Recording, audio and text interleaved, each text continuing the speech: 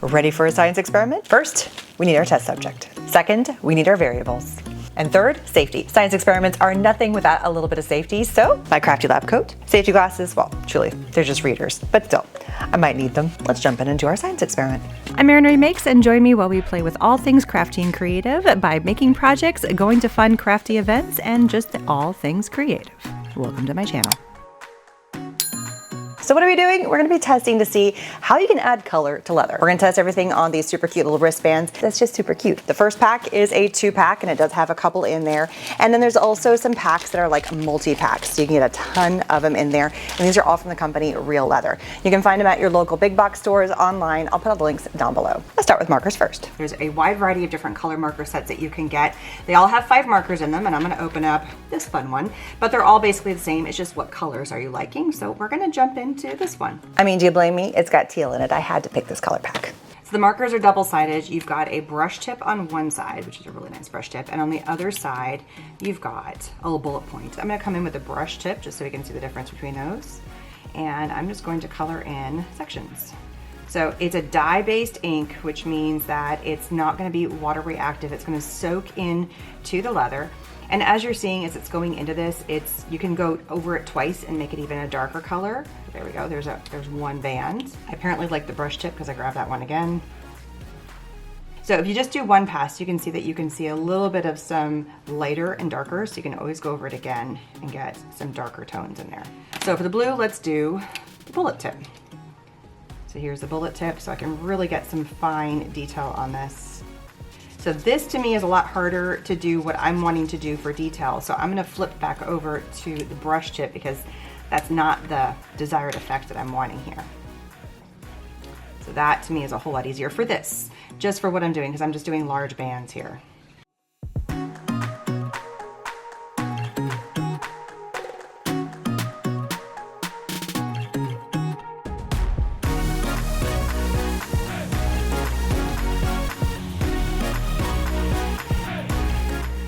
I got a little bit of some muck on my desk, so I'm just gonna see if it cleans up with a little bit of water. And that's how you know it's not water-based, because it's not wanting to come up. They always have alcohol in a spray bottle, and so that picks up really cleanly. So if in doubt, if it doesn't clean up with water, rubbing alcohol. Plain old rubbing alcohol, you know, this stuff. Now we're gonna come in with the fine point. We're gonna do the bullet nib on this one. And first, I'm just gonna go between each of the sections and add just some separation between the two. And you could totally leave it like this, but we're gonna have some fun. We're gonna go in with some little doodles.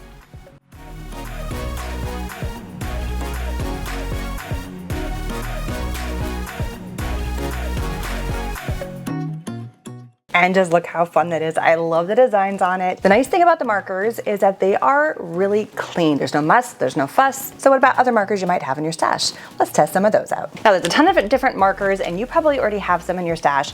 We're gonna test out 3 different types. First, we're gonna test out alcohol-based markers. So these, I have Olos, but if you have Copics, Spectrum Noirs, whatever kind of alcohol-based coloring marker, we're gonna test those to see how well they work. Any kind of water-based marker, that would include any Crayolas or cheap brand markers that you might have, or maybe you don't want it if you want a kid's craft. How would that work on the leather? And then I have some acrylic paint markers. There are a ton of different acrylic paint markers out on the market. I happen to have the Sharpie creative markers. They were on my top product list for 2024 for last year, my top 5 products from 2024, because they go on just about everything. But now we're gonna test them on leather. And if you wanna check out my top 5 products from 2024, it's up there. All right, so we're not gonna make any kind of like shapes or patterns. We're just purely testing the markers. Let's try out the Olo markers. Again, these are alcohol-based markers, and they have a chisel tip. And I feel like it goes on very similar to the other ones. That went on beautifully. Also a brush tip with the Olos, and that goes on nicely. And if I try to blend the two, you can have some fun with that as well. All right, now let's test the water-based markers. So these are Tombow markers. They have a brush tip, just like it is. There it goes on. And then we also have the nib. So that's very similar in terms of the type of marker that we were playing with the other ones. Even the look of it looks really similar. Actually, this one's a Marvi Yukuda. This is the Marvi Le Plume 2. And again, it also has a very fine tip. So So very, very fine tip. And again, these are water-based. Now we have our acrylic markers. This one I have is in a giant bullet tip, and this one does not have any pump action needing to go on. It just is acrylic paint coming out. It sits on top versus soaking in. These ones kind of soaked into the leather, whereas this is kind of resting on top of the leather. I can also see that it needs a little bit of drying time. Like these ones, it's soaked in and it's done.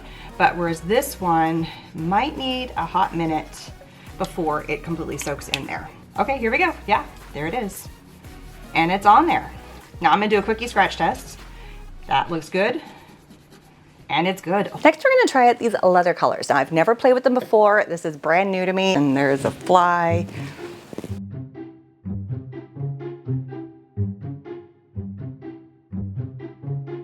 Being hunted by a fly. So we're gonna test out these leather colors. It comes in a variety of colors. The set that I have has got dark brown, yellow, black, saddle tan, red, and blue. We're gonna try yellow. It's very liquidy, and it is like super liquidy. Well, let's dip in here. And there it goes. Ooh, it's really, oh, like it saturates right in. It's very thin, so I feel like you're not getting like the ink falling on top. It's lighter than the markers, but I don't see streaks. Like it coats super evenly. All right, I really don't want to spill this everywhere. Don't make a mess, don't make a mess, don't make a mess. All right, so we're gonna go in with the red. And let's see how well this goes on. Ooh, ooh. It stays wet longer, but it really does soak in to the leather, which is nice. Like it gets in there. Let's see if we can get in here. I knew that was gonna happen, crap. Well, this is why we have the trusty and ever so, glorious Le Paper Towel.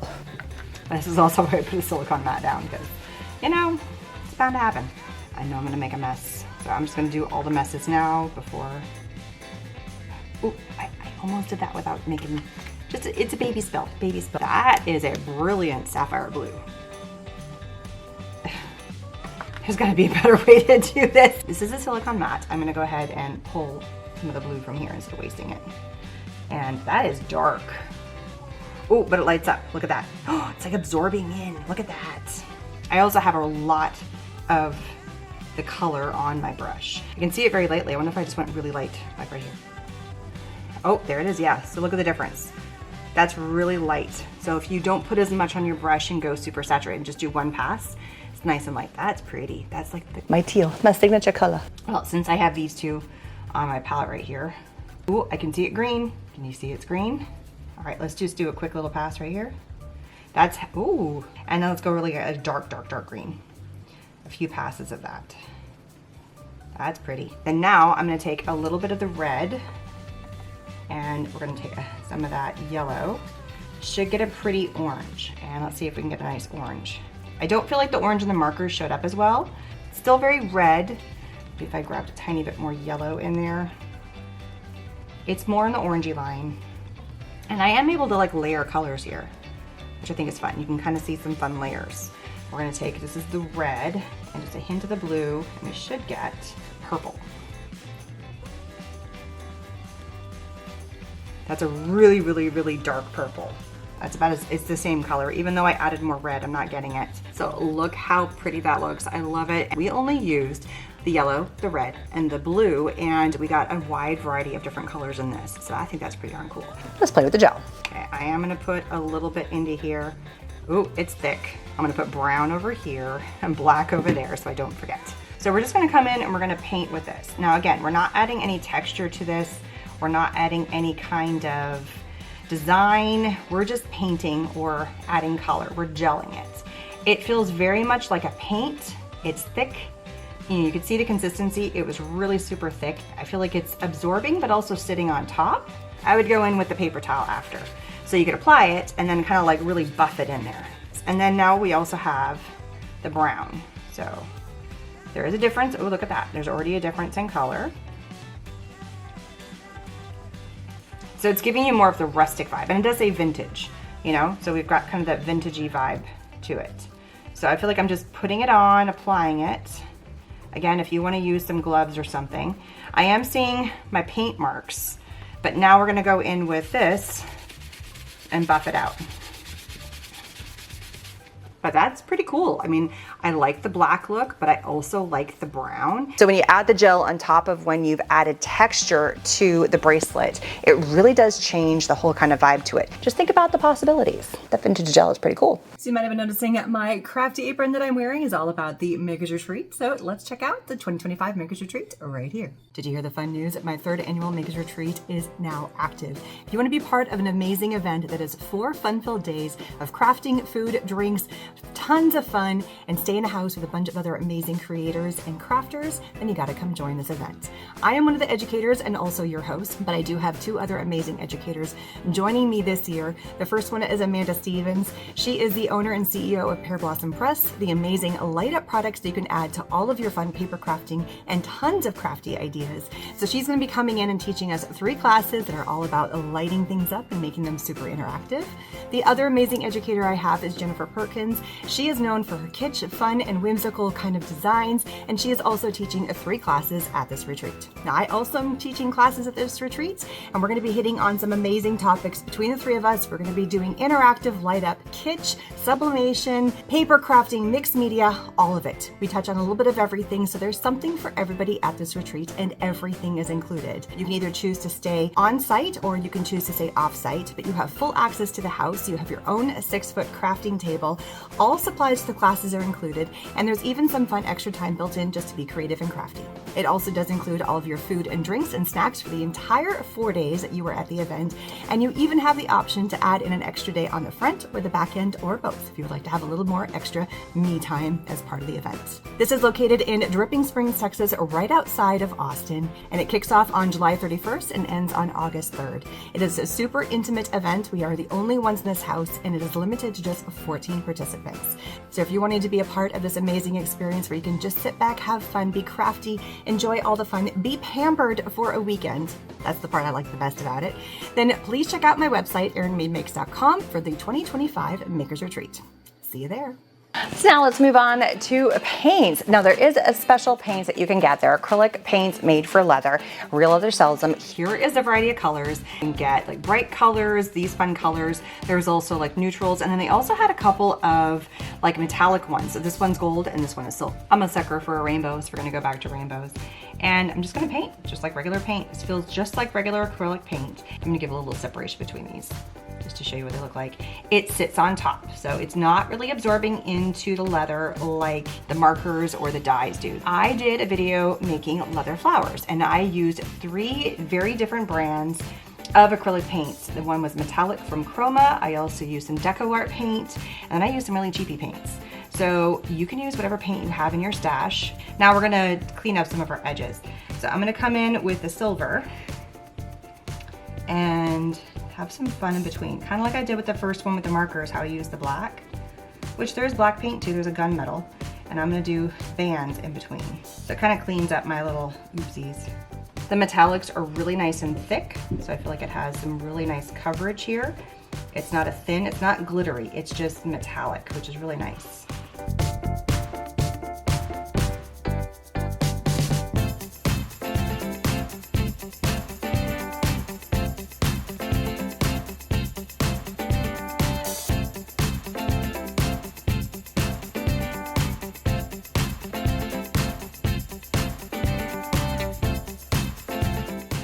Take a look at that. I love it. It just turned out kind of fun and just whimsical and just all good fun. But whatever kind of design you want to make on your wristbands, that's the fun part, is you can do whatever you like. Now let's test out alcohol inks. I just grabbed some fun colors. I've been playing with a wide variety, and these are all Ranger alcohol inks, and we're just gonna play. We're just gonna see what happens.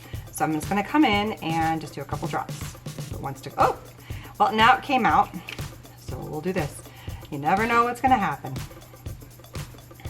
Wasn't the effect I was going for, but that's okay. Couple of splotches.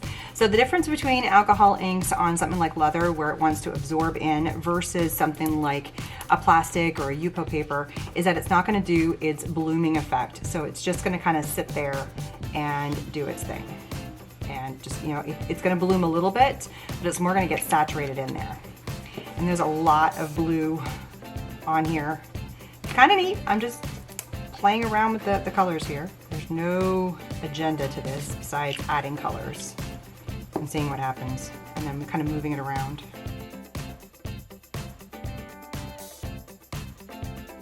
So I'm not gonna say I'm not a fan of what I made, but I'm not gonna say I like what I made. I think it had a lot to do with the big oopsie. And maybe the reason why I'm not liking it is because it's not what I envisioned it to look like, but I'm gonna give it some time and see what I think about it in a couple of days. The alcohol inks work great, absorbs right into the leather, and it just gives you another thing to play with that you might already have in your stash. So alcohol inks for the win. I'm just not liking my design. At least for today, I don't. I have to say, I'm not quite sure which one I like the best. The only one I didn't put on because it won't fit on my wrist is the one that we did, the black and the brown gel. I think I'm liking the marker one. Maybe it's the design I'm digging the most. Which technique is your favorite? Leave the comments down below. Bye everybody.